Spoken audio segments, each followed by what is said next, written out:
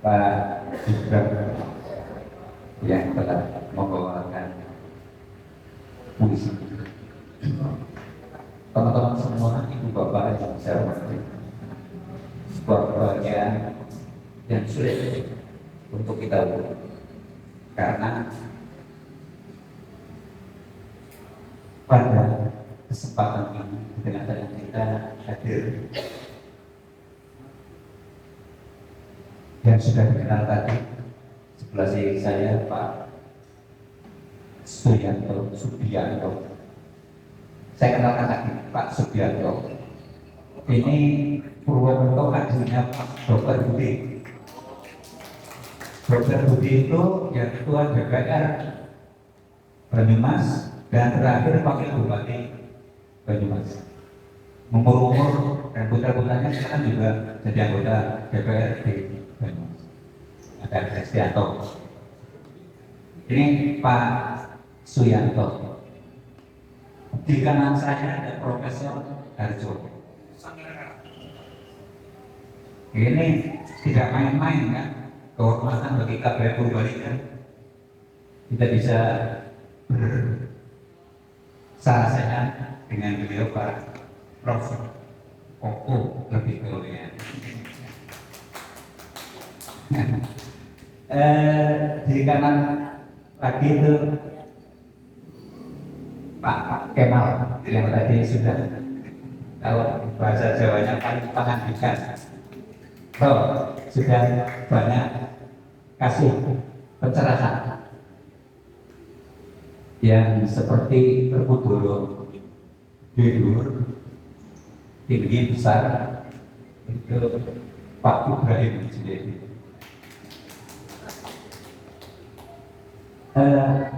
Alhamdulillah Pak Prof, dari pagi sampai ini kita masih diberikan selamat sehat dan jauh dari Purbalingga ke sini. Di samping kita berziarah ke makam Ki Margen dan Bu Ige, tentunya kami sangat berharap nimba ilmu kalau bahasa Jawanya. Kita mau belajar, oleh karenanya mohon Prof. Koko untuk berkenan menyampaikan pentingnya kita memahami marxisme dan refleksinya di dalam kekinian. Kayaknya itu saja Pak Koko. Ini macam-macam dari tapi kalau dengan bahasa Indonesia saya yakin nangkap semua. Tapi kalau dengan bahasa Sunda termasuk saya tidak bisa menangkap. Kepada Profesor Koko, mohon dengan hormat dipersilakan untuk menyampaikan materi. Bismillahirrahmanirrahim. Assalamualaikum warahmatullahi wabarakatuh. Sejahtera untuk kita semua.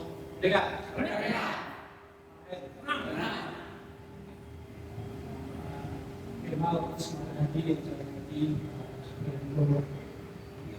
Pak Supriyono yang saya hormati, Subianto dan kawan-kawan KPM dari Kabupaten Purbalingga ya Pak. Dan jangan lupa seniman kita Pak Ibrahim Junet, Tapea.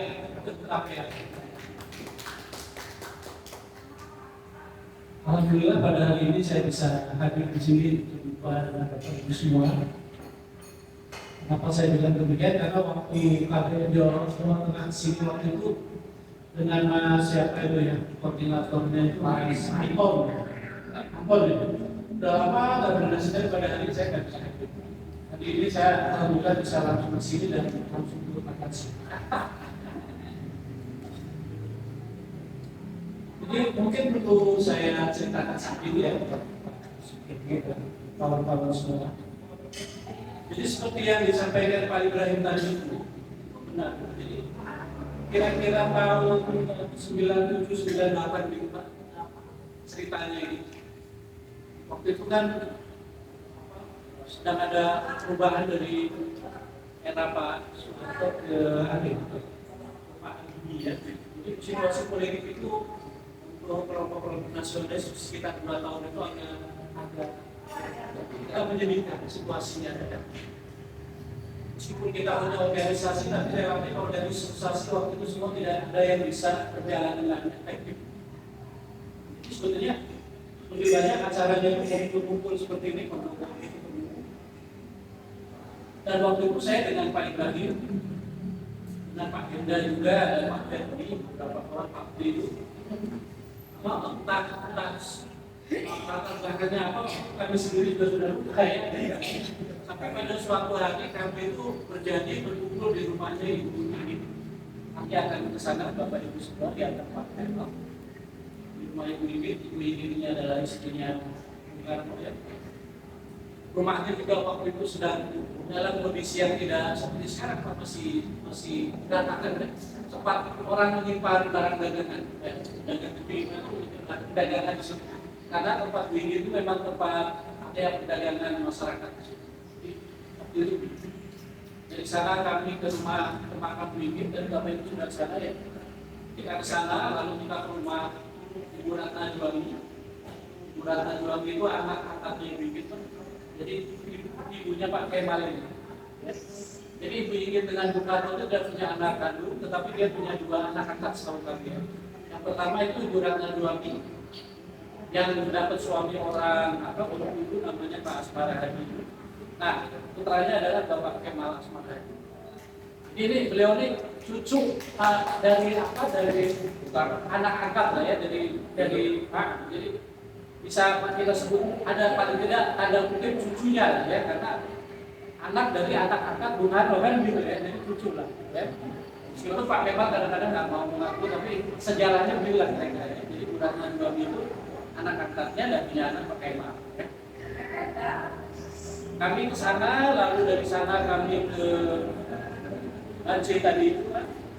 Waktu itu juga belum sebagus sekarang ya, Pak Ibrahim masih bawa tempat pengaduan ya seperti itu. Lalu kita ke gedung Indonesia Muda. Waktu itu masih berupa kantor meteorologi tempat timbangan untuk tentera timbangan literan dan sebagainya. Jadi mereka kaget waktu kita datang ya Pak Ibrahim, kenapa gitu kan? Kita bilang ini tempat Bung mereka kaget sendiri, mereka juga nggak tahu sejarah gitu kan. Tapi akhirnya kita tahu di mana Bung Karno diadili, lalu Bung Karno ditahan sementara, dan di atasnya itu masih ada sisa-sisa peluru gitu ya, tembakan-tembakan dari untuk menggertak Bung Karno. Dari sana kami ke Makam Pahlawan Sumatera. Di suatu saat Bapak Ibu bisa ke sana di tengah kota Bandung, lalu terakhir ke penjara Sukamiskin. Itu penjara tempat dimati juga di penjara. Sebelum Bung Karno dibuat ke ND, ya, itu Sukamiskin. Mungkin kalau Bapak Ibu nanti pulang lewat jalan biasa, tidak lewat tol ya, misalnya lewat dari sini nih, dari alun-alun ini lurus timur dulu gitu, ke arah Sembilu nanti Bapak akan melewati penjara Sukamiskin. Tapi sekarang penjara itu sudah menjadi penjaranya para koruptor sekarang gitu ya. Jadi memang agak sedih juga kita kalau mau ke sana ya. Nah, kenapa kami semua melakukan aktivitas itu di KSDN seperti yang Pak Dokter tadi katakan? Karena kami ingin menggali warisan dari ajaran Bung Karno selama Bung Karno hidup di Bandung ini. Kan? Jadi Bung Karno itu di Bandung kira-kira dari tahun 1921 ya Pak Kemal sampai tahun 1938 ya. Nah, 34 ya, sekitar sampai tahun 1934. Karena setelah itu Bung Karno kan kemudian dibuat ke NJ dan kemudian ke Bengkulu ya, sampai di Jepang datang tahun 42. Jadi memang titik awalnya itu memang kalau apa namanya dalam sejarah kita biasanya titik awalnya itu adalah pertemuan Bung Karno dengan Pak Marhaen ya. Itu tempatnya di kira-kira dari sini 3 kilometer ya Pak ya, Jalan Soekarno-Hatta di situ. Itu namanya ada Jalan Karasak, jalan kecil ke Jalan Soekarno-Hatta. Konon di situlah Bung Karno memang bertemu dengan Pak Marhain. Dulu jejaknya masih ada, dulu dibuat tubuh Marhain namanya kan. Tapi oleh karena satu dan lain hal, itu tubuhnya itu akhirnya diruntuhkan dijadikan bangunan rumah. Tapi masih ada sisa konstruksi besinya yang disimpan oleh masih keluarga Pak Kemal juga di Bandung Selatan. Nah, dari pertemuan dengan Pak Marhain itu kemudian Bung Karno melahirkan apa yang disebut dengan Marhainisme juga.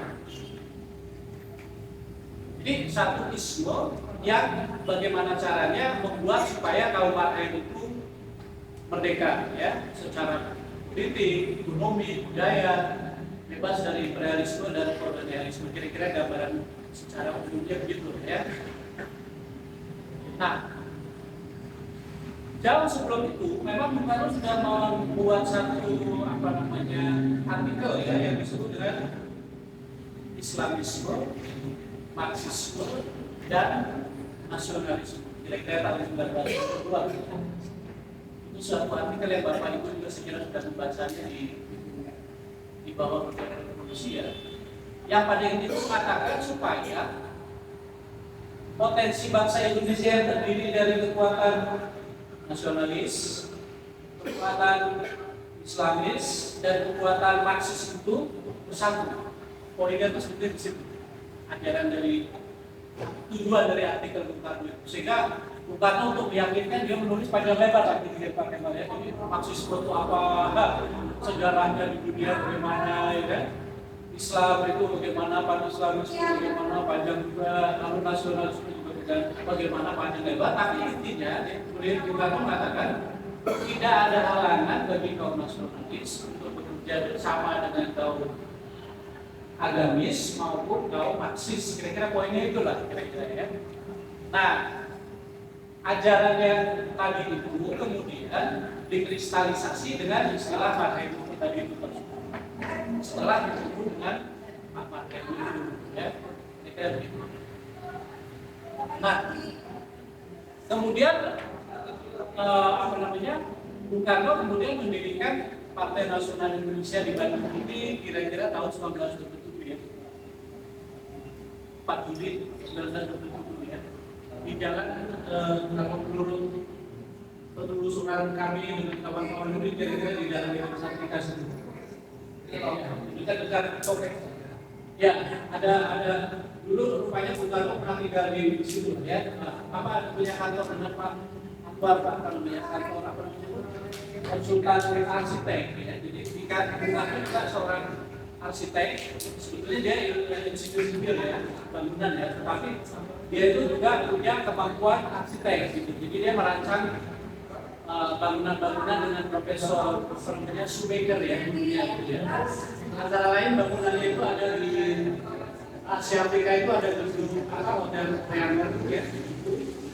Ada triangle, lalu ada beberapa gedung lagi di Bandung, ada di daerah Status Broto, lalu di Dago ya. Itu di situ dan Bung Karno sendiri membuat biro arsitek dengan para insinyur Anwali ya. Itu di daerah di Sampingan. Dan disitulah menurut berbagai versi Bung Karno mendirikan PNI dengan sepengetahuan tokoh-tokoh senior yang ada di Bandung, namanya Pak Suto Mangunkusumo. Jadi di atas Bung Karno itu memang ada beberapa senior yang memang sudah berpolitik di Bandung. Itu ada Pak Suto Mangunkusumo, lalu Pak Lowes Beger atau Dr. Setiabudi, kemudian Pak Ki Hajar Dewatara itu mendirikan yang disebut dengan Indise Bakti ya, Indise Bakti. Nah, bahkan Bung Karno itu sempat menjadi guru, barangkali di sini ada Bapak Ibu. Bung Karno sempat menjadi guru di sebuah SMP yang didirikan oleh Pak Lowes Beger, namanya Kesaktian Institute. Jadi Bung Karno mengajar. Kalau Pak Hajar kan punya tamu siswa kan, Bung Karno mengajar di Satya Institute. Nah sekolahnya itu sekarang masih ada Pak, itu namanya Sekolah SMP Negeri 1 Bandung. Itu di dekat Stasiun Bandung. Suatu saat Bapak ke Stasiun Bandung bisa lurus saja itu ada SMP 1 Bandung dan kita pernah mengajar di sekolah. Ya. Nah, jadi sepengetahuan mereka mendirikan PNI itu ya, waktu itu masih disebut Perserikatan Nasional Indonesia tahun 2007. Tapi karena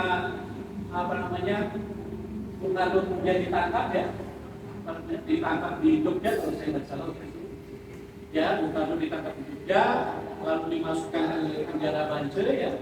Itu akhirnya kawan-kawan PNI itu kemudian membekukan PNI ini dibubarkan. Kemudian dibentuklah yang disebut Partai Indonesia. Ketuanya Pak Sartono. Apa namanya? Mr. Sartono. Mr. Sartono ini juga dulunya di PNI juga. Jadi membentukkan PNI lalu mendirikan Partai Indonesia. Nah, perjuangan Bung Karno dengan Bu Ingrid itu yang sangat kalau mau didamati sekali ya dibaca tadi itu yang Bapak Ibu tadi sudah lihat di ruangan yang sekecil itu kan sel bukan yang kecil itu kan ada selnya itu dengan ada toiletnya ya biskotnya ya disitulah Bung Karno menulis yang disebut dengan mencapai Indonesia Muda sampai Indonesia Muda ya itu dekat neneknya Pak Kemal tadi, Ibu Ingrid tadi itu yang dia itu ya karena cantik begitu ya, Ibu Ingrid waktu itu jadi penjaga-penjaga itu semua ya bisa bisa dipersuasi lah ya gitu ya. Jadi semua penjaga yang serem-serem itu bisa dipersuasi, jadi bisa Ibu Ingrid bisa ngirim serta ya, pesan-pesan dengan para pahlawan itu juga melalui ada kue, ada apa dimasukkan suratnya pesannya dari dalam keluar, dari luar ke dalam begitu ya. Sampai tulisannya itu menjadi terkenal ya dengan judul mencapai Indonesia Muda tadi. Yang dibacakan di penjara itu setelah Bung Karno diadili ya. Itu. Nah, di dalam Indonesia Muda itu apa ini sebetulnya Bung Karno menggambarkan secara akademik juga ya. Secara akademik saya kira juga dokter-dokter sekarang ada seluruhnya ya. Secara akademik dan anehnya ya, dia di dalam penjara Pak itu data-datanya itu semuanya itu data-data yang Bung Karno sampaikan itu sangat detail dan lengkap gitu. Iya kan? Jadi misalnya kalau disebut Belanda misalnya mengekspor rempah-rempah dari Indonesia ke Eropa itu berapa pikul, berapa jenisnya apa saja, nilai terbiasa gitu. Luar biasanya di situ. Padahal itu dibuatnya dengan kondisi Bung Karno sudah di penjara di dalam ruangan yang tadi. Ya. Nah, karena hebatnya itu sebetulnya pembelaan ya. Sebetulnya pledo ya istilahnya pledo ya. Yang dibukukan sebetulnya itu pledo, jadi yang dibacakan oleh Bung Karno juga di situ. Karena bagusnya itu pembelaan Bung Karno itu sangat ilmiah dan sangat historis gitu. Makanya itu banyak diterjemahkan ke dalam berbagai bahasa yang ada di dunia. Kira-kira itu. Tapi poin pentingnya adalah bahwa Bung Karno menolak kolonialisme, kapitalisme, dan imperialisme. Dan disitulah Bung Karno sudah bicara tentang revolusi. Nah, referensinya kalau kita sekarang ini, pertanyaannya adalah apakah kondisi sekarang ini kalau kita proyeksikan pada masa lalu atau kondisi masa lalu kita sekarang, adakah hal-hal yang masih relevan ya, untuk kita perhatikan ya, baik secara politik, secara ekonomi, secara budaya, sosial dan lain sebagainya. Itu yang pertama. Yang kedua, apakah pandangan-pandangan Bung Karno pada saat itu juga ketika dia mengucapkan di dalam pidato Pleno Indonesia Muda itu relevan untuk kita jadikan semacam acuan perjuangan pada saat itu. Itu yang ketiga. Dan yang ketiga, tentu saja adalah marxisme tadi itu ya. Kalau marxisme itu dimaksudkan sebagai suatu ideologi ya, untuk membebaskan kaum marhain dari kemiskinan ya, dari kemelaratan, dari keburukan. Pertanyaannya, apakah itu sudah tercapai sekarang? Pertanyaan kepada ya, jadi kita sekarang bisa melakukan semacam studi kan, atau kita bisa membuka statistik masih berapa orang yang miskin sekarang ini. Lalu kalau kita bicara melawan kebunuhan, sudah setingkat apakah pendidikan bangsa Indonesia sekarang ini misalnya? Apakah sudah sedemikian baik sehingga cita-cita yang kita harapkan sudah tercapai atau belum? Kalau belum, bagaimana dengan marxisme itu kita gunakan sebagai alat perjuangan kita untuk berjuang di dalam mengisi kemerdekaan ini, mengisi pembangunan ini, agar perjuangan Bung Karno dan kawan-kawan melalui PNI, melalui Pakindo dan lain-lain tidak sia-sia. Jadi saya kira itu saja refleksi dari saya. Ya. Nanti mungkin saya ingin tanggapan dari Pak Ibrahim dan Bapak Ibu semua, apakah masih relevan apa yang saya sampaikan itu, dan kalau ada tanggapan atau kritik, saya dengan senang hati akan. Terima kasih. Mohon maaf atas segala kekurangan. Billahi taufiq wal hidayah. Assalamualaikum warahmatullahi wabarakatuh.